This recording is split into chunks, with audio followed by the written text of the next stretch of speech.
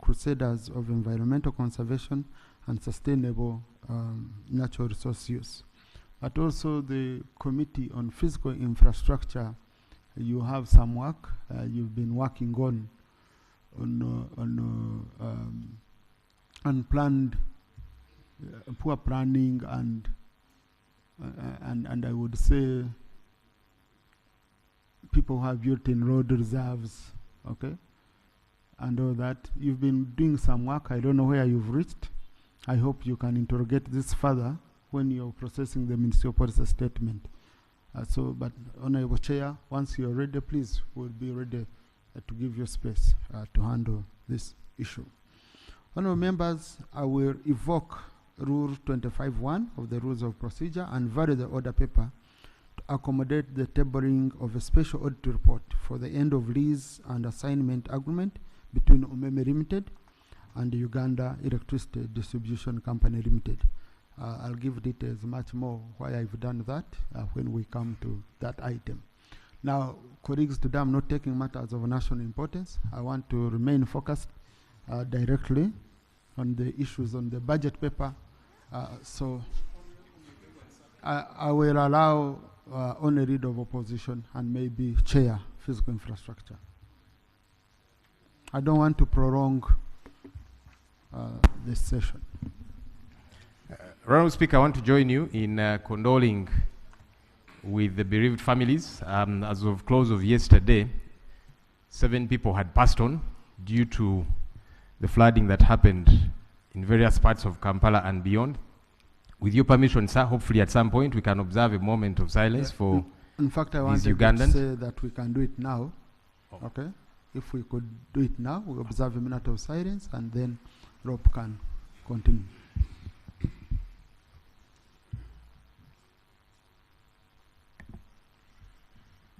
May the souls of the departed rest in eternal peace. Thank you, Right Honourable. A couple of days back, we were here and we were discussing the heat wave, which had become very problematic. Some colleagues here reported of deaths in their constituencies. People were collapsing and dying because of the extreme heat. And we're tasking government to deal with that situation, update the country on what ought to happen and so on. Now we are on the opposite side of the lane with very heavy rains that are causing flooding. As we have mentioned, 7 people died as of yesterday.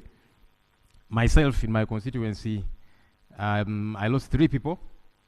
2 people in Mulimira zone, that's Bukoto, a 3-year-old child and an 11-month-old baby, another in Banda, and of course, different parts of Kampala. I want to implore government, to reach out to the affected families, the bereaved families.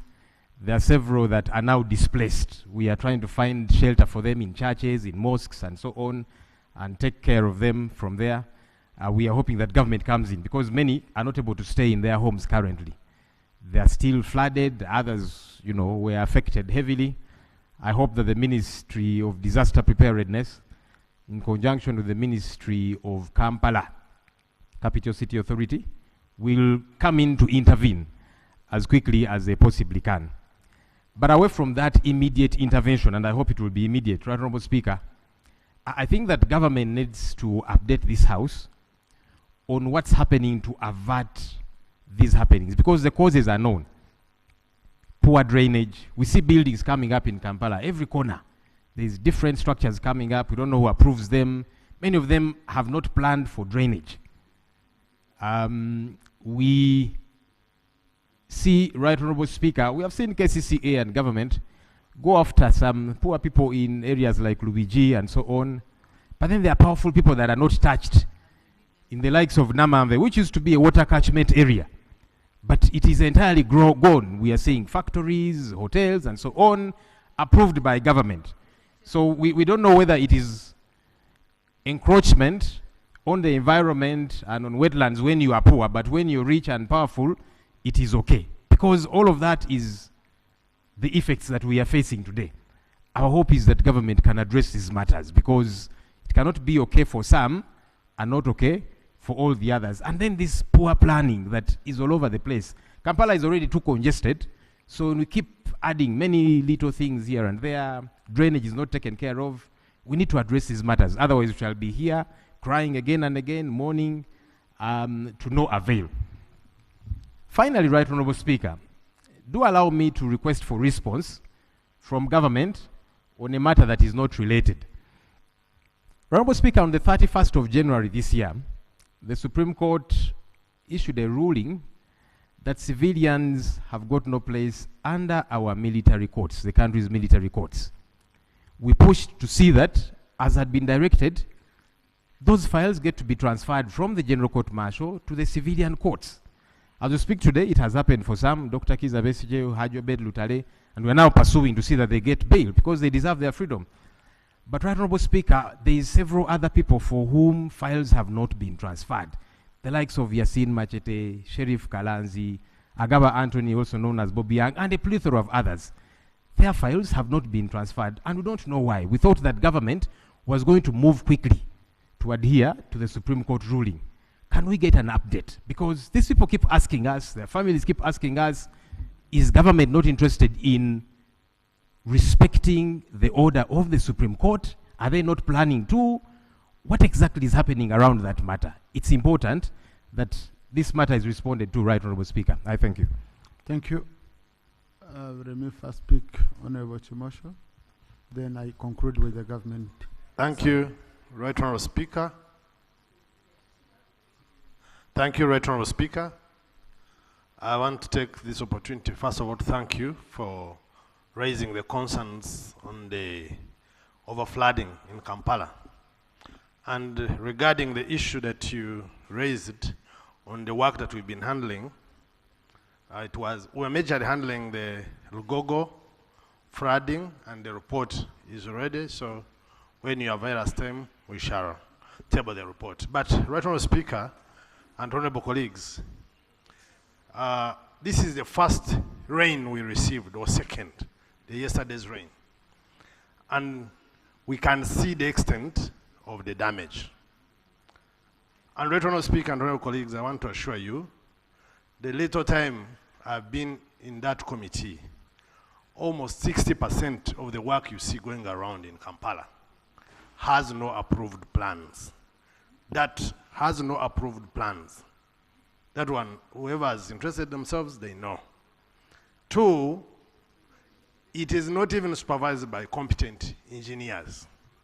Because the ones we have attempted to look at, we found those challenges.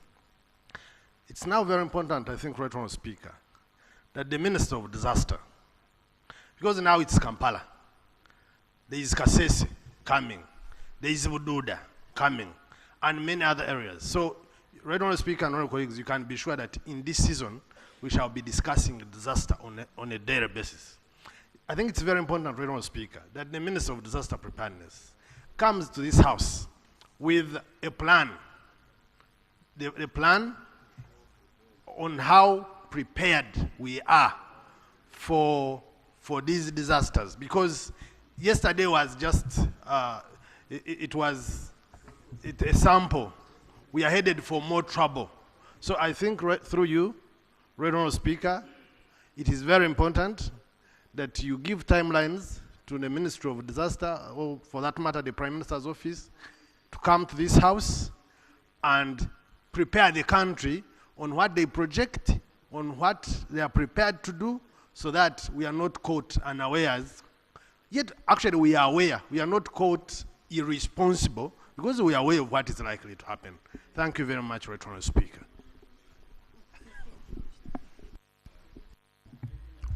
Thank you. No, there is no one on the floor, Honorable Chibadia. Yes. Yes. Honorable Chimosho, on the issue you've raised, I think it will be very important now for the sector committee to interrogate it further, because these are issues to do with funding sometimes and all that. So the Committee on Presidential Affairs should interrogate that deeply when they're engaging with the Office of the Prime Minister. And then on the issue of the report, I'm going to cross-check with the clerk. We see when we could get for you space on the order paper, if you have submitted it already. Let me first get a response from government to issues raised. Right Honorable Speaker and Honorable colleagues, subject to your further guidance on the subject matter of what we are experiencing at the moment, I wish to put the following facts to the House.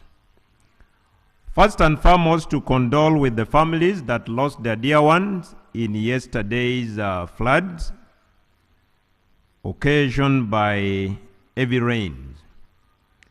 Right Honorable Speaker, the Ministry of Water and Environment recently briefed the country comprehensively in two fronts.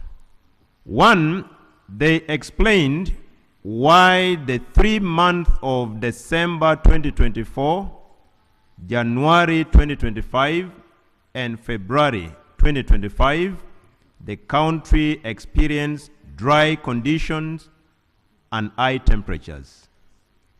They even went ahead to explain or project how the 3 months of March, April, and May would look like.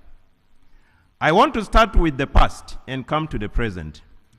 On the question of the dry conditions and high temperatures, they attributed them, 1, to natural factors, and 2, to human factors. The natural factors are scientific in nature. What I picked from them, number 1, was the influence of tropical cyclone in the Indian Ocean. That was the scientific explanation why the country was very, very hot in the 3 months of December, January, and February. Point number 2 was the position of the sun. And scientifically, they explained that during February specifically, the sun moves closer to the equator. And as we are all aware, equator directly crosses our country. That is why it was exceedingly hot. The other scientific explanation, Mr. Speaker, was what they termed as urban heat island effect, where they explained that cities and large towns experience high temperatures. Government Chief Whip. You see, right, Honorable Speaker. I'm sorry for interrupting, sir. Okay? Yes. Our issue is not the causes and what. Okay? Our issue is the mitigation mechanisms. Because all this you have repeated here on the floor several times. Our challenge is when all these the scientists knew were coming, what did they do to mitigate their effects on the population? That's if you could just help us on that. Because I remember the Minister for Environment sometime back and also Minister for Disaster had brought all these issues here.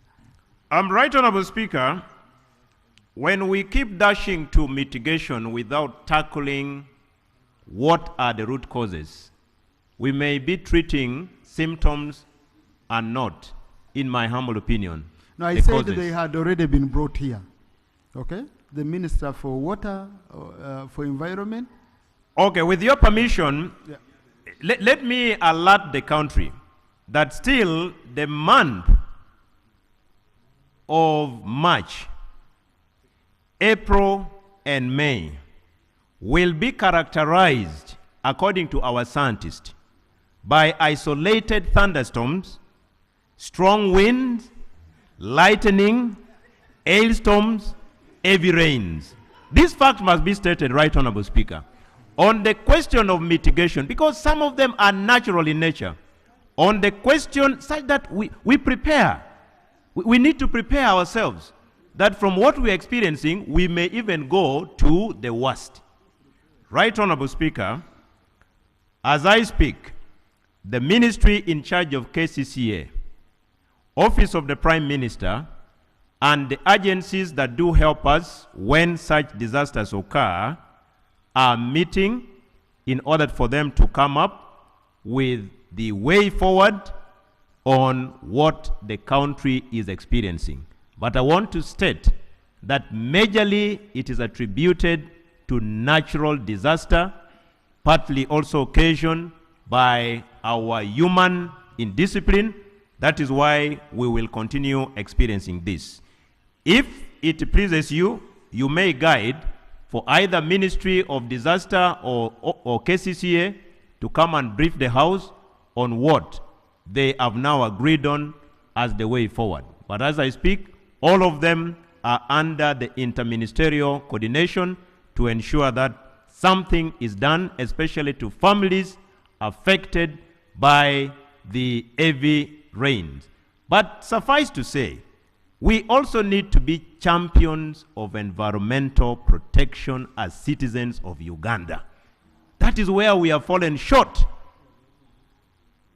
We need to be champions of environmental protection.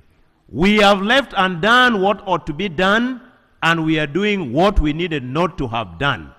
And the Bible says there is no truth in us. We also need as a people, to also pray. Right, Honorable Speaker. Thank you. Honorable Government Chief Whip, the issue of the Supreme Court ruling and implementation is raised by law. Right, Honorable Speaker, may I request through you that the line Ministry of Justice and Constitutional Affairs be accorded space on the order paper when the House resumes to give a brief on that subject matter. We may not be privy to the details of the processes from the time the Supreme Court came up with that ruling. Thank you. Yes, procedure? Yeah, thank you very much, Mr. Speaker. Mr. Speaker, you said the plenary will be on recess. Our army is executing 2 wars in DRC and in South Sudan. And the reports keep coming through the media, including the most unfortunate one that we lost a colonel who was part of the fighting in DRC. But there are also reports in the international media accusing Uganda of using chemicals in South Sudan. You may have seen the video circulating. The procedural issue I am raising, Mr. Speaker, is when will you facilitate government to brief Parliament and the country on these wars? Because we cannot, as representative of people, continue consuming information from media, from social media, when our country and our army is executing wars at 2 fronts, Mr. Speaker. Thank you. Honorable, the plenary recess will be a short one. It will be a very, very short one. So we'll give government time to prepare during that time. Once we resume, they update the House. It will be a short one. Now, honorable colleagues, next item. Item 3 on the order paper, bills first reading, 3.1, the Supplementary Appropriation Bill 2025. Honorable Minister.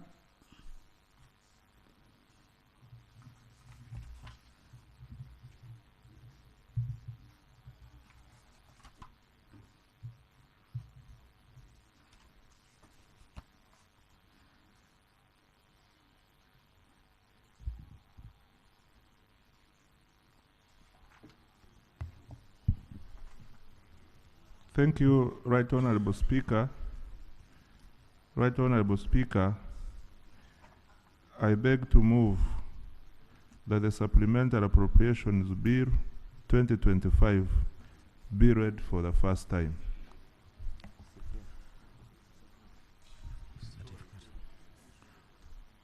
No, the bill is not first reading. You don't need Clerk. The Supplementary Appropriation Bill 2025. Thank you. The bill stands referred to the Committee on Budget, and given the strict timelines that we have, I want the committee to report back by 1st of May, because I need them to go and concentrate on the budget. Item 3.2, the Value Added Tax Amendment Bill 2025. Honourable Minister.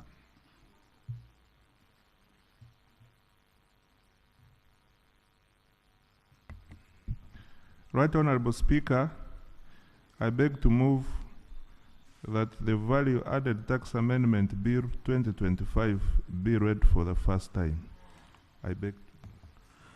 The Value Added Tax Amendment Bill 2025.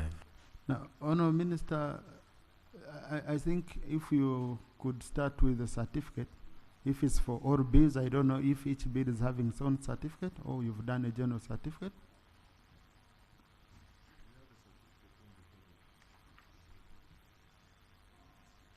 Mr. Speaker, these bills are accompanying the budget, and we have the overall certificate of financial implications on the budget.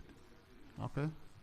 Yeah, but colleagues, you know, the tax bills are special. Okay. Yes, the tax bills are different from the other bills which we usually have. So we will look at the certificate for all. Once we find any gap, the minister is here. We'll be calling on him. The bill stands referred to the Committee on Finance, and the deadlines that we give, we have to ensure these bills are processed and finished before we could handle the budget. And honorable colleagues, this is mainly, and I want us, when the Committee of Budget is handling the budget, we must look at the cost of every clause. How much money was it supposed to raise, or what is the implication on the budget? So that if we have clauses we drop, tax measures, proposed tax measures we drop, then we should go back to the budget and reconcile. Otherwise, we would be supplying air. You deny it, you stop a tax measure, then you continue giving the whole budget the way it is. So we have to be very cautious when we are processing. Thank you. Item 3.3. Honorable Kanya. Thank you very much, Right Honorable Speaker. Right Honorable Speaker, the budget process is participatory, and we handle the budget based on Vision 2030, the National Development Plan, and the 10-year Fold Growth Strategy. We also handle our budget guided by the medium-term expenditure framework, which is for 3 years. Right Honorable Speaker, we are having a challenge at committee. The Minister of Finance has guided the accounting officers not to raise any issue which is not funded, and yet these are issues which are in the National Development Plan, the medium-term expenditure framework, but the resource envelope is limited. Right Honorable Speaker, a budget is a participatory process. It is just important that the country know through their members of parliament that there were items, schools to be built in this financial year, roads to be done, but the resource is not adequate.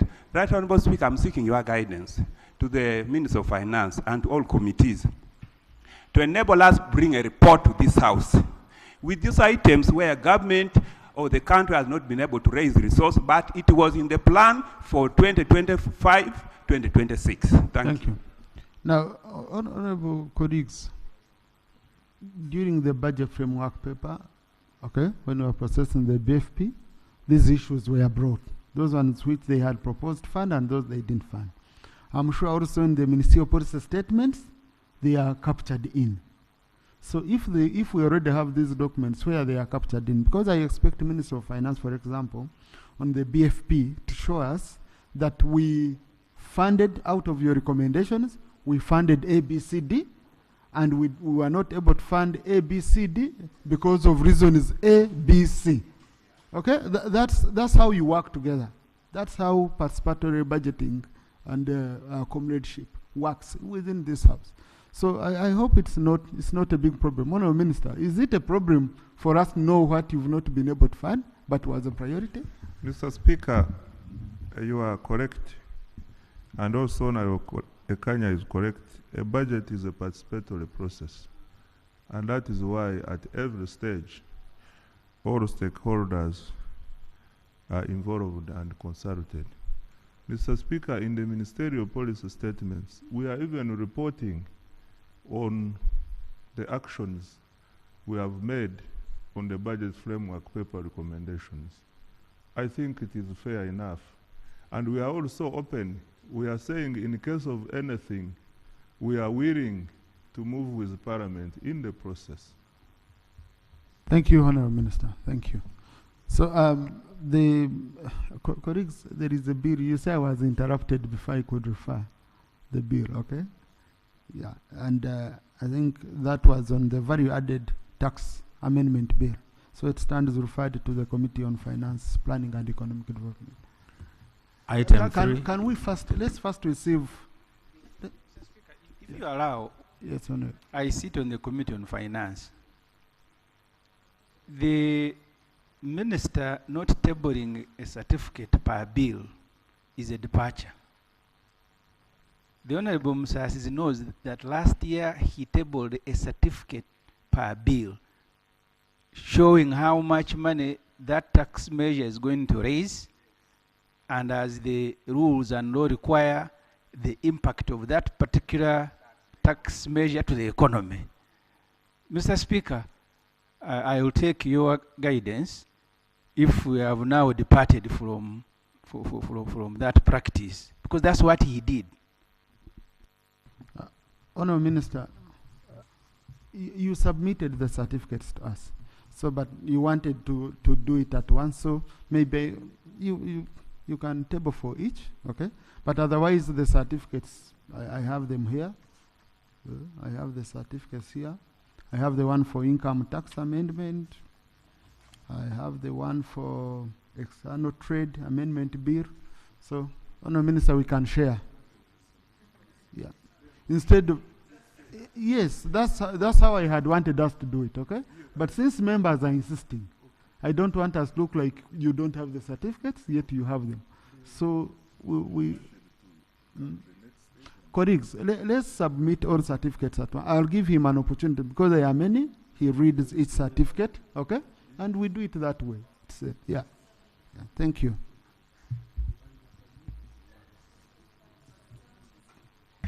Item Let's do it at once.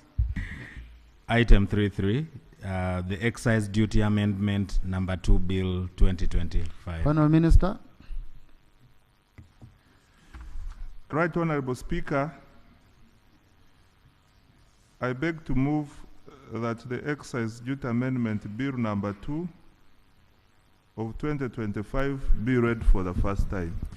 The Excise Duty Amendment Number 2 Bill 2025. The bill stands referred to the Committee on Finance, Planning and Economic Development. Item 3.4, the Tax Procedures Code Amendment Bill 2025. Honourable Minister. Mr. Speaker, sir, I beg to move a motion that the Tax Procedures Code Amendment Bill 2025 be read for the first time.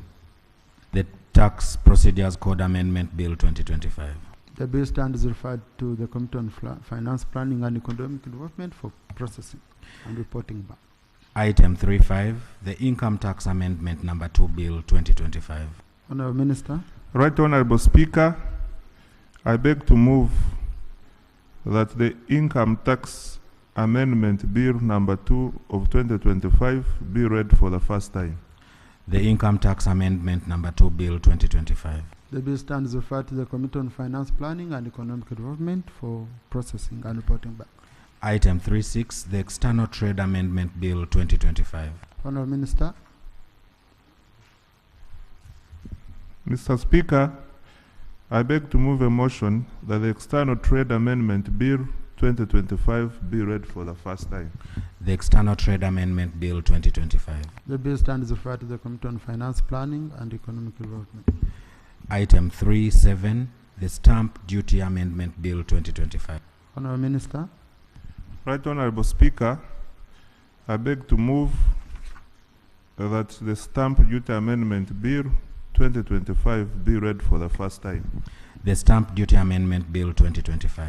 The bill stands referred to the Committee on Finance, Planning and Economic Development for processing. Item 3.8, the Hides and Skins Export Duty Amendment Bill 2025. Honourable Minister. Mr. Speaker, I beg to move a motion that the Hides and Skins Export Duty Amendment Bill 2025 be read for the first time. The Hides and Skins Export Duty Amendment Bill 2025. The bill stands referred to the Committee on Finance, Planning and Economic Development. The Appropriation Bill 2025. Honourable Minister.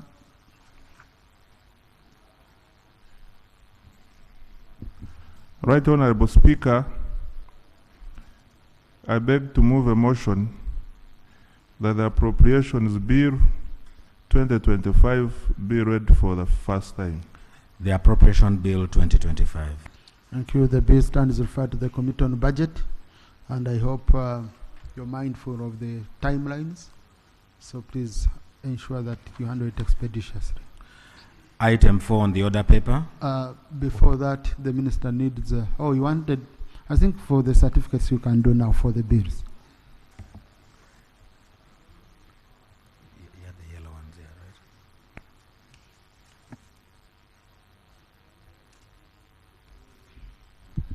right? Mr. Speaker, I wish to lay the following certificates of financial implications accompanying the tax bills for financial year 2025, and the certificates are the following. 1, certificate of financial implications on the income tax amendment bill 2025. I beg to lay. 2, certificate of financial implications on the external trade amendment bill 2025. I beg to lay. 3, certificate of financial implications on the excise duty amendment bill number 2 of 2025. I beg to lay. 4, certificate of financial implications on the value added tax amendment bill 2025. I beg to lay. 5, certificate of financial implications on the hides and skins export duty amendment bill 2025. I beg to lay. 6, certificate of financial implications on the stamp duty amendment bill 2025. I beg to lay. 7, certificate of financial implications on the tax procedures code amendment bill 2025. I beg to lay.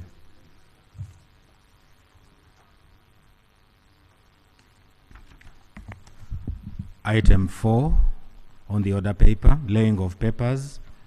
4.1, the special audit report for the end of lease and assignment agreement between Umeme Limited and Uganda Electricity Distribution Company Limited. Thank you. Honorable members, you recall that on 20th of March 2025, this House passed a resolution authorizing government to borrow euro equivalent of US dollars 190,988,556 from Stanbic for the Umeme Limited buyout. This amount was conditioned to the confirmation of the actual monetary amount of Umeme's investment by the Auditor General.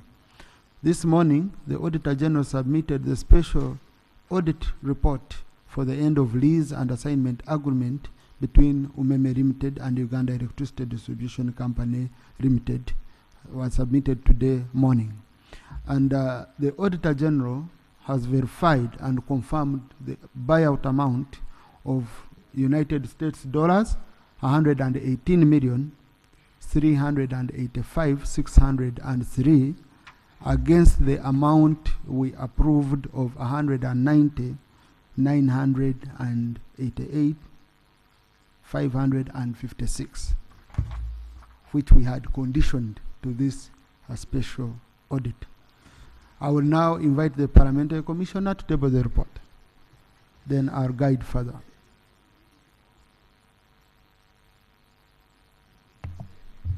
Right Honorable Speaker, I beg to lay on table the special audit report for the end of lease and assignment agreement between Umeme Limited and Uganda Electricity Distribution Company Limited. I lay, Right Honorable Speaker. Thank you, Minister of Finance. Honorable colleagues, since we conditioned the approved amount to this audit. And the Auditor General has given a varying amount by a big margin. We need government to put into consideration this audit when they are finalizing with UMEME. Therefore, this can only be done if this report is adopted by the House, so that it's a document of the House, since the Auditor General is part of the House. So I now want to put the question that the House adopts the recommendation. Please. Please, a Minister of Finance is a member of Parliamentary Commission. Okay? Please. Okay? Please, Honorable Semja, I have not allowed you. Yeah, please. This is a report of the Auditor General, who is part of the House. Okay? I don't want to subject it to debate. We just want this report to go to government, so that now for us we have finished our part, because the approval of the round was conditioned to this special audit. So I don't know what's, I don't know. Procedure? Mr. Speaker, I have been here now a number of years. We have never passed a report of the Auditor General we have not read. This, Mr. Speaker, is going to be the first in modern history of Parliament that a report can be read there and MPs pass it without even seeing it. So the procedure issue I am raising, Mr. Speaker, because the rules governing committees, we have accountability committees that deal with these reports and then report, and we adopt as advised. So, Mr. Speaker, the procedure issue is whether now you have waived those particular rules, and now reports can be brought here and we pass them without even knowing and looking at them, Mr. Speaker. Lop.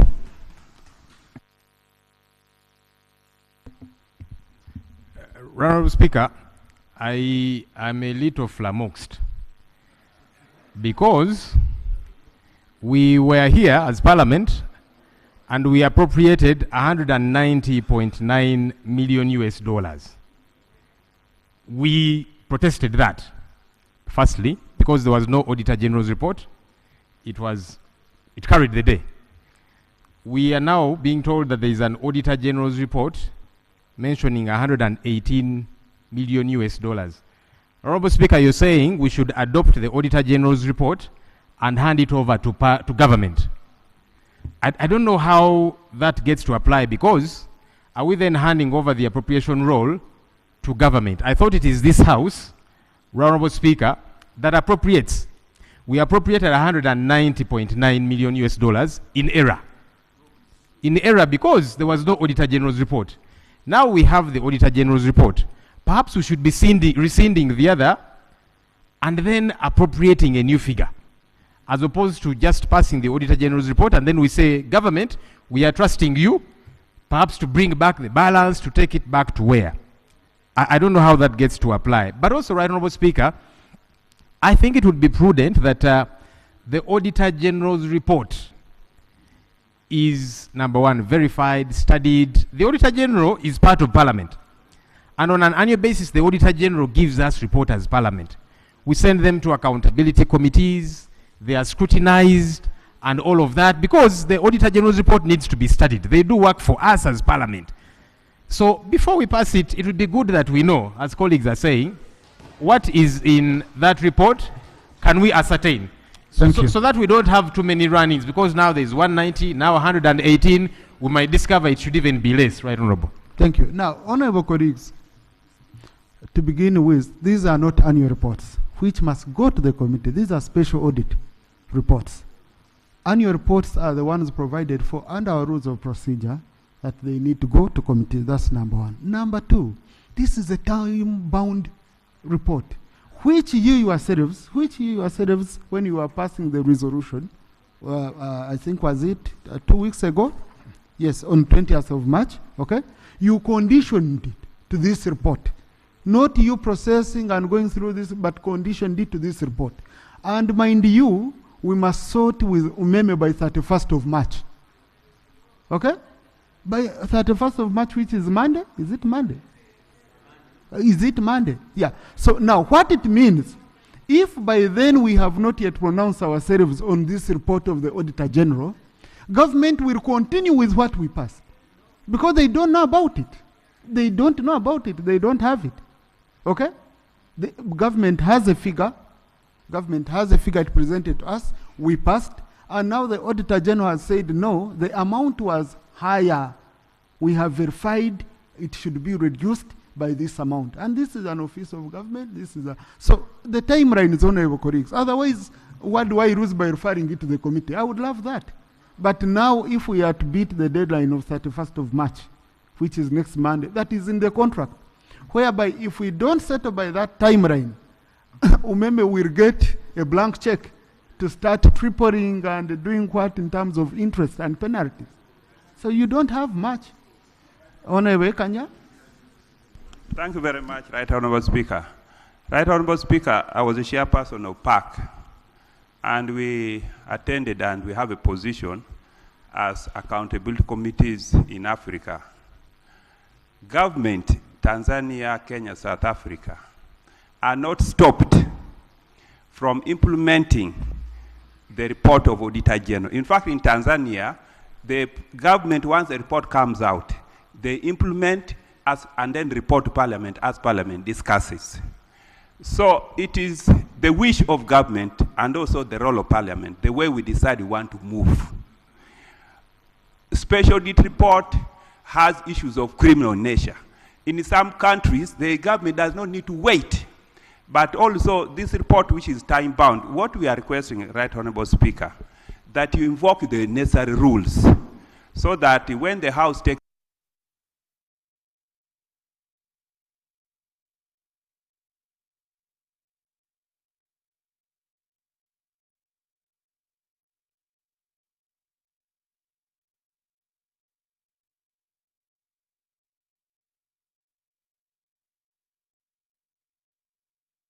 report that has been requested by Parliament, not provided that the Auditor General must have done this under the law or what, and we are time bound. So, honorable colleague, the decision is ours whether we want government in its final settlement with Umeme to consider this report or not.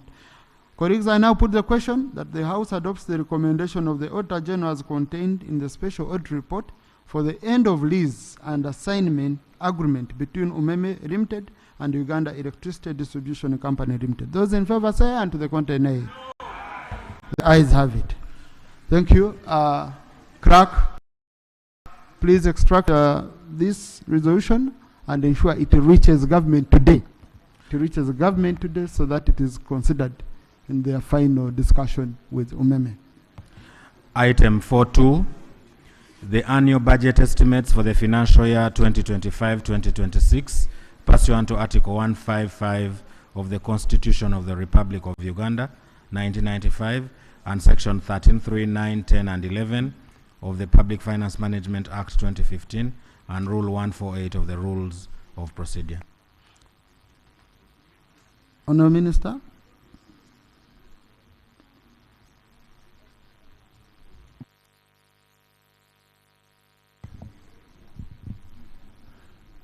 Right Honorable Speaker and honorable colleagues, pursuant to Article 155 of the Constitution of the Republic of Uganda, Section 12.3 of the Public Finance Management Act 2015 and Rule 148 of the Rules of Procedure of Parliament, I beg to lay the annual budget estimates for financial year 2025-2026.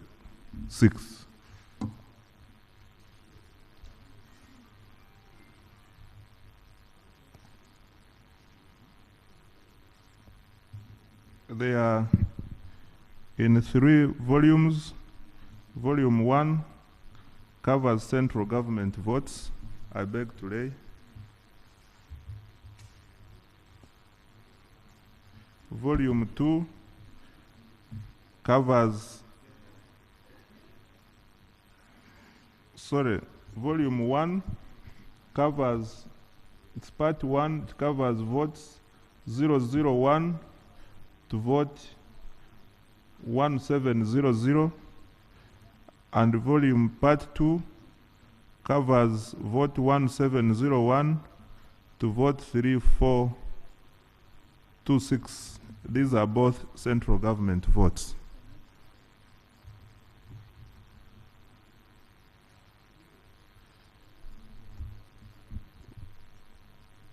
Volume 2 covers all local government votes. I beg to lay.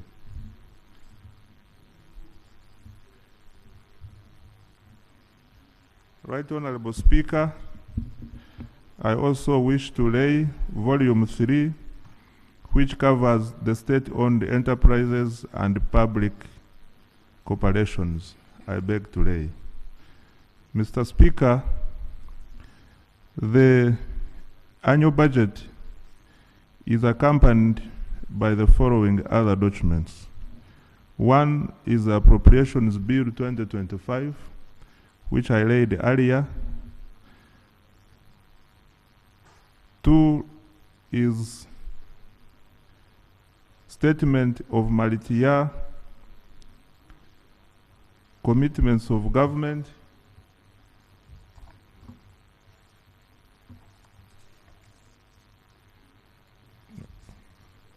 Mr. Speaker,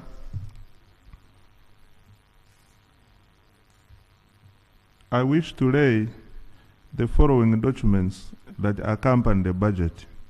One is Certificate of Gender and Equity Compliance for the draft estimates of revenue and expenditure. I beg to lay. 2 is statement attesting to the reliability and completeness of the budget estimates of revenue and expenditure for financial year 2025-2026. I wish to lay. Number 3 is the Certificate of Climate Change Responsiveness Budget Framework. Certificate of Climate Change Responsiveness to the budget framework paper. I wish to lay.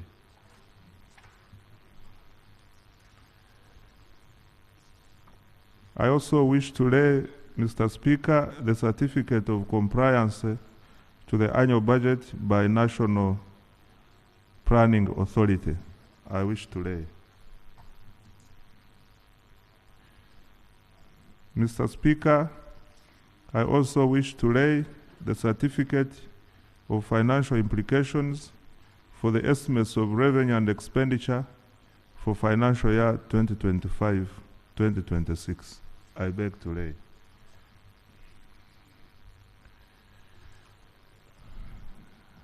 Right Honorable Speaker, I also beg to lay the list of accounting officers for financial year 2025-2026, covering all votes of government. I also beg to lay the Uganda's multi-year commitment statement for financial year 2025-2026 and performance of multi-year commitments for financial year 2023-2024 and 2024-2025. I beg to lay.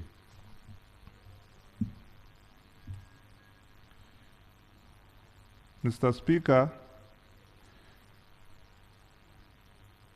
also I wish to lay the budgets of the self-accounting institutions. And to begin with is the budget estimates for statutory vote 101, Judicial for financial year 2025-2026. I beg to lay.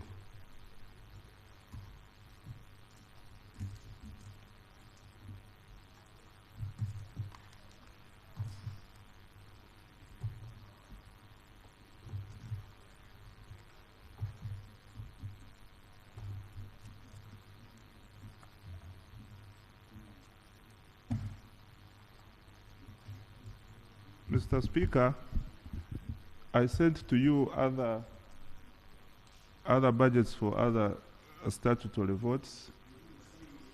If I can have access to the documents I submitted. In the meantime,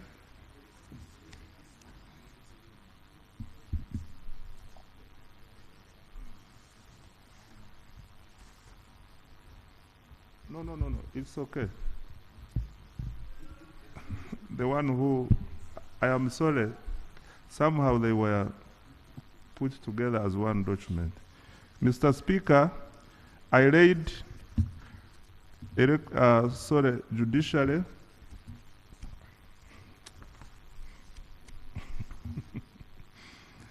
the next budget for statutory is the budget estimates for vote 102 Electoral Commission for financial year 2025-2026.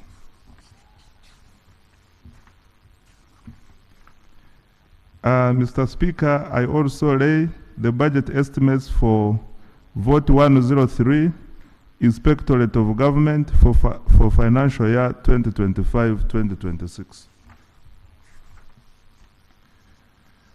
Next is the budget estimates for statutory vote 104 Parliamentary Commission for financial year 2025-2026. I beg to lay. Next is budget estimates for statutory vote 105 Uganda Law Reform Commission for financial year 2025-2026. I beg to lay. Next is budget estimates for statutory vote 106 Uganda Human Rights Commission for financial year 2025-2026. I beg to lay.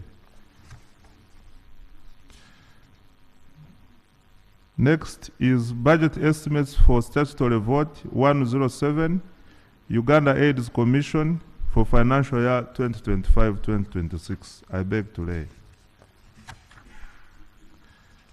Next is budget estimates for statutory vote 108 National Planning Authority for financial year 2025-2026. I beg to lay.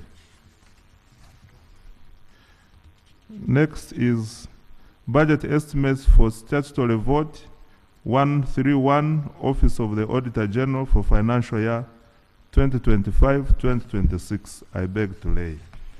Mr. Speaker, with all the votes mentioned, I beg to lay on table. Right Honorable Speaker, I also wish to lay the medium-term debt management strategy for financial year 2025-2026 to financial year 2028-2029. I beg to lay.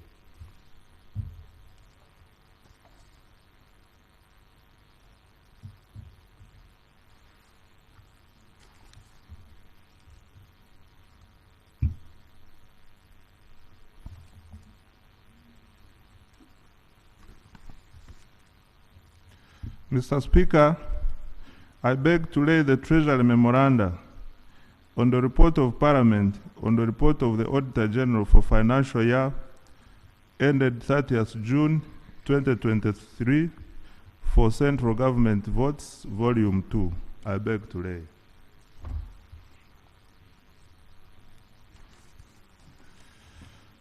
Right Honorable Speaker, I beg to lay the Treasury Memoranda for report of Parliament on the report of Parliament, on the report of the Auditor General for financial year ended 30th June 2023, Volume 3, Missions Abroad. I beg to lay.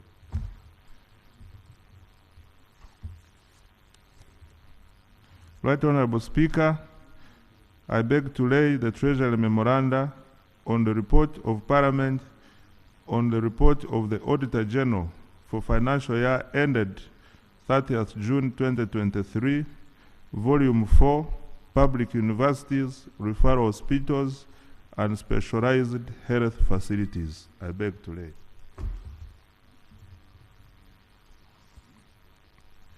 Right Honorable Speaker, I beg to lay the Treasury Memoranda on the report of Parliament on the report of the Auditor General for financial year ended 30th June 2023. This is repeated. This is volume 4, Public Universities, Referral Hospitals, and Specialized Health Facilities.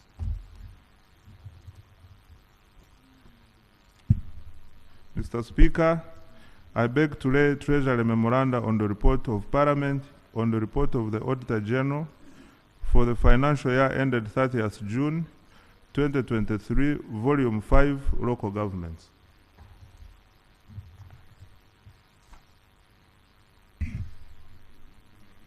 Right Honorable Speaker, I beg to lay the report on public debt, grants, guarantees, and other financial liabilities for financial year 2024-2025. I beg to lay.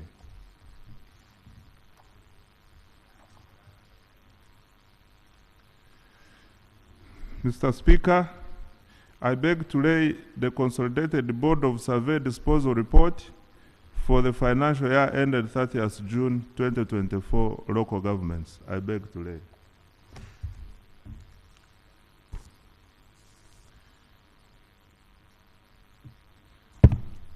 Right Honorable Speaker, accompanying the estimates is also the Petroleum Fund report, the semi-annual report of inflows, outflows, and assets of the fund for the period ended 31st December 2024. I beg to lay. Mr. Speaker, I beg to lay the tax expenditure report for the period July 2024 to March 2025 for financial year 2024-2025. I beg to lay.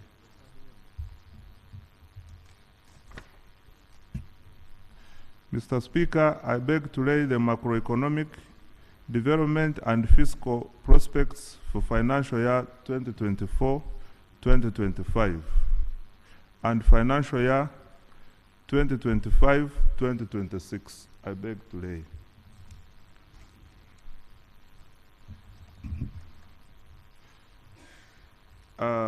Mr. Speaker, I beg to lay a consolidation for disposal for missions abroad for Uganda mission at the United Nations, New York. I beg to lay.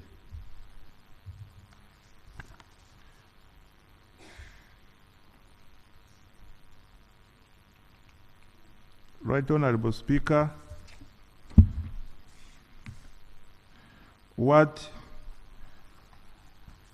does the financial year 2025-2026 or what have I laid? Mr. Speaker,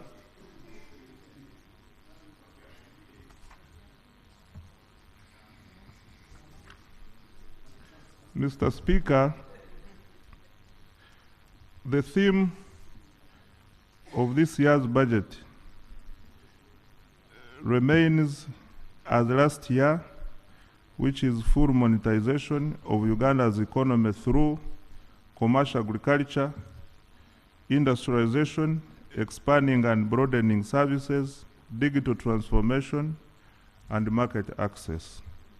Right Honorable Speaker, the total budget for financial year 2025-2026 amounts to Uganda shillings 71 trillion 956 billion 621 million 530. Procedure. Mr. Speaker, there was a time here in the past when this copy and paste government forgot to remove the word Guyana in their budget. The Honorable Musasizi, the statement he's reading has 2024-2025. budget, is he proceeding well by regurgitating documents relating to the budget of this financial year, but claiming and misleading Parliament that he has brought 2025, 2026, and is displaying them, reading 2024? Thank you. Honourable Minister just asked a question that what have I laid on table? So what have you laid Mr. down? Speaker, I am sorry for this typo, but when I was reading, I was careful. I corrected and read financial year 2025-2026. Mr. Speaker, the resource envelope for financial year 2025-2026 will be 71 trillion 956 billion 621 million 530,685 Uganda shillings. Right Honorable Speaker, the next year's budget is focused on growing the economy tenfold through the ATMs and the enablers as follows. 1. Agro-industrialization. 2. Tourism development. 3. Mineral-based industrialization. And 4. Science, technology, innovations, including ICT and creative art industry. And the enablers are the following. 1. Maintaining peace, security, and rule of law. 2. Human capital development, including health, education, water, and social protection. Full monetization of economy as number 3 through PDM. 4. Infrastructure development. Here we are looking at roads, railway, and electricity. 4. Regional integration. 5. Irrigation through bulk water to stabilize agriculture. 7. Manufacturing with focus on industrial parks. 8. Eliminating corruption. And 9. Environmental and natural resources conservation and protection. And 10. Vertical and horizontal integration of our economy. Right Honorable Speaker, in this budget, we have attended to crucial issues that were raised by Cabinet, Parliament, and NRM Parliamentary Caucus and the Presidential Advisory Committee on Budget at the